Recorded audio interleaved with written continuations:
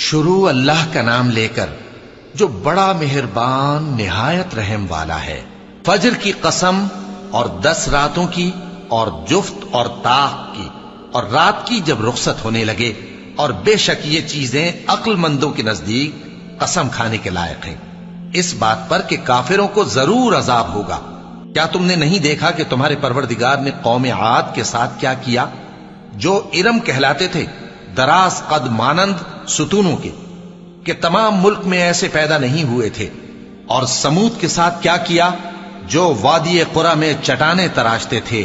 اور فرعون کے ساتھ کیا کیا، جو خیمے اور میخیں رکھتا تھا؟ یہ لوگ ملکوں میں سرکش ہو رہے تھے، پس ان میں بہت سی خرابیاں کرتے تھے، تو تمہارے پروردگار نے ان پر عذاب کا کوڑا برسا دیا۔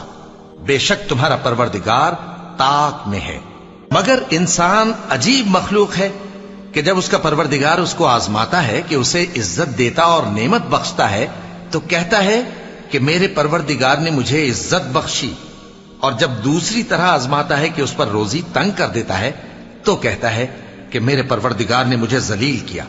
یوں نہیں، بلکہ تم لوگ یتیم کی خاطر نہیں کرتے، اور نہ مسکین کو کھانا کھلانے کی ترغیب دیتے ہو، اور میراث کے مال کو سمیٹ کر کھا جاتے ہو، اور مال کو بہت ہی عزیز رکھتے ہو۔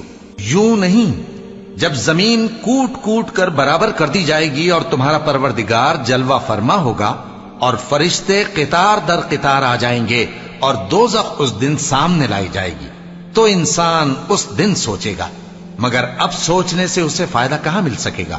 کہے گا کاش میں نے اپنی اس زندگی کے لیے کچھ آگے بھیجا ہوتا، تو اس دن نہ کوئی اللہ کے عذاب کی طرح کا عذاب دے گا اور نہ کوئی اس کے جکڑنے کی طرح جکڑے گا۔